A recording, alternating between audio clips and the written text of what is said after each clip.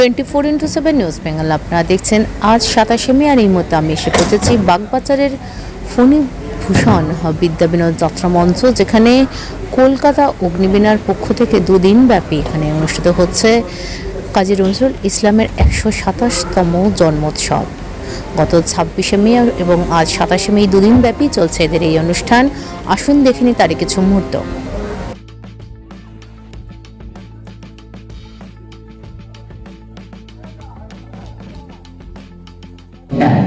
কেহ বলে বউয়ে গিলি আছে গোটা, কেহ বলে মাটি হলো হয়ে মোটা, জেলে বসে শুধু তাস খেলে। কেহ বলে তুই জেলে ছিলি ভালো, ফের যেন তুই যাস জেলে।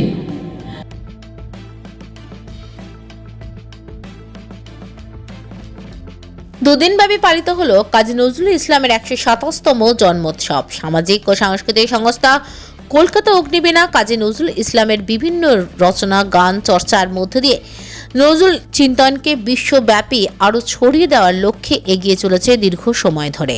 কলকাতা অগ্নিবীণা সংস্থার সম্পাদক তাপস মুখোপাধ্যায়ের পরিচালনায় ও পরিকল্পনায় আয়োজিত এই অনুষ্ঠানে কবি নজরুলের গান, কবিতায় কবিকে শ্রদ্ধার্ঘ্য নিবেদন করা হয়। উক্ত অনুষ্ঠানে বিশেষভাবে অংশ নেন সংস্থার প্রেসিডেন্ট শিল্পী সতীনাথ মুখোপাধ্যায়, গানে শ্রী রামানুজ দাস গুপ্তা, শ্রী রাধা বন্দ্যোপাধ্যায়, ডক্টর নুপুর গাঙ্গুলি, সোমদীপ্তা মুখার্জি, শুভেন্দু দাস সহ অন্যান্যরা। এছাড়াও আবৃত্তিতে অংশ নেন শোভন সুন্দর বসু, অন্তরা দাস সহ অন্যান্য শিল্পীবৃন্দরা।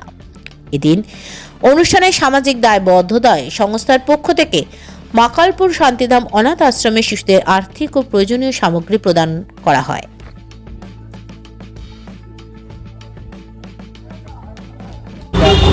না, নজরুলকে নিয়ে তো আমাদের প্রত্যেকেরই মনে একটা অন্যরকম উন্মাদনা আছে, তবে যতটা উন্মাদনা মনে আছে কাজের ক্ষেত্রে আমরা ততটা দেখাতে পারি কি, এটা কিন্তু একটা ক্ষোভ অনেকেরই। নজরুলের গান নিয়েও সেভাবে চর্চা এখনকার শিল্পীরা কজন করেন? যারা একেবারে এই সময় শিল্পী তারা তো নজরুল গান কিছু জানেনই না বা জানবার চেষ্টাও করেন না।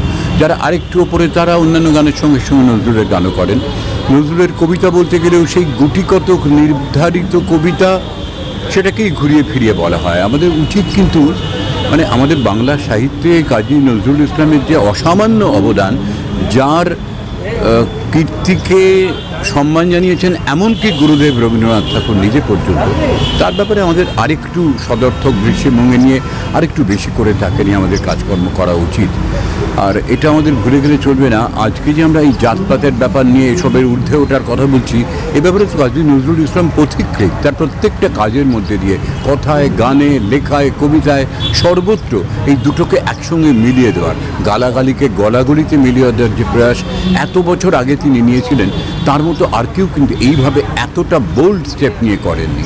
তার প্রত্যেকটি রচনার মধ্যে এই ভাগ হয়ে যাওয়াটা খুব খারাপ, এটা মানবিকতা নয়, এটা বারবার ফুটে উঠেছে। তো এগুলো সবই আমাদের প্রাপ্ত শিক্ষা, কিন্তু কাজের ক্ষেত্রে তাকে বাঁচিয়ে রাখার, তার সৃষ্টিগুলোকে অমর করে রাখা, এটা তো প্রজন্মের পর প্রজন্ম হাত থেকে হাতে ব্যাটনটা চলে যাবে। তো আমরা এখনও যারা রয়েছি, আমরা কিন্তু এখনও পেরে উঠিনি পরবর্তী প্রজন্মকে এইভাবে এটার দিকে এগিয়ে দিতে। আমরা চাই কবিকে নিয়ে সরকার ভাবুক, কবিকে নিয়ে সরকারের আরও পদক্ষেপ আসুক। আমরা চাই এই কাজী নজরুল ইসলামের একটা বোর্ড গঠন করা হোক, যে বোর্ড কন্ট্রোল করবে টোটাল এই কাজী নজরুল ইসলামের সম্বন্ধে বিভিন্নভাবে প্রচার এবং প্রসারের আলোকে। কাজী সাহেব আমাদের শুধু তো এমনি একজন শিল্পী ছিলেন না, কাজী সাহেব প্রেমের গান লিখে গেছেন, ইসলামিক গান লিখে গেছেন, বাংলা গজল সৃষ্টি করেছেন উনি।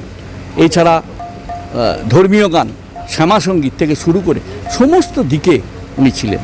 আজকে যখন ওই দেশাত্মবোধক গান গায়, কারার এই লৌহ কপাট ভেঙে ফেল করলে লোপাট, মানুষকে উজ্জীবিত করেছেন। আমাদের যে বীর বিপ্লবীরা এইসব গান জেলের মধ্যে বসে গাইতেন।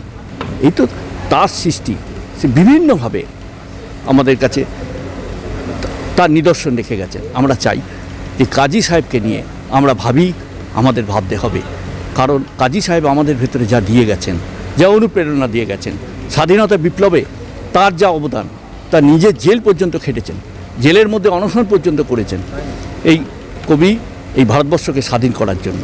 তাই আমি বলবো আমরা শ্রদ্ধাঞ্জলি দেব শুধু এটা আমাদের একার কাজ নয়, সারা বাংলার কাজ, সারা ভারতবর্ষের মানুষের কাজ। সবাই মিলে আসুন, কবিকে আমরা শ্রদ্ধাঞ্জলি জানাই। সবাই মিলে আসুন, কবির এই শ্রদ্ধাঞ্জলি কবি জায়গায় যাতে আমরা পৌঁছতে পারি। এবং কবির এখনও অনেক অপ্রকাশিত গান, অপ্রকাশিত কবিতা আছে, সেগুলো নিয়েও রিসার্চ হোক। অনেক আমাদের একটাই আনন্দের ব্যাপার, কাজী নজরুল ইসলামকে নিয়ে বহু মানুষ রিসার্চ করেছেন, তারা ডক্টরেট হয়েছেন। আমরা চাই আরও এটা নিয়ে প্রচার হোক, প্রসার হোক। ধন্যবাদ। আমি আপনাদেরকেও আমরা ধন্যবাদ জানাই। আপনাদের মাধ্যমে কাজী নজরুল ইসলাম যেন সামনে আসতে পারে, আপনাদের মাধ্যমেও কাজী নজরুল ইসলাম যেন সকলের মাঝে, সকলের প্রাণে যেন হৃদয় স্পর্শ করতে পারে। এই কথা বলে আমি আপনাদের নমস্কার, ধন্যবাদ জানিয়ে কলকাতা অগ্নিবীণার তরফ থেকে আপনাদের অভিনন্দন জানাই।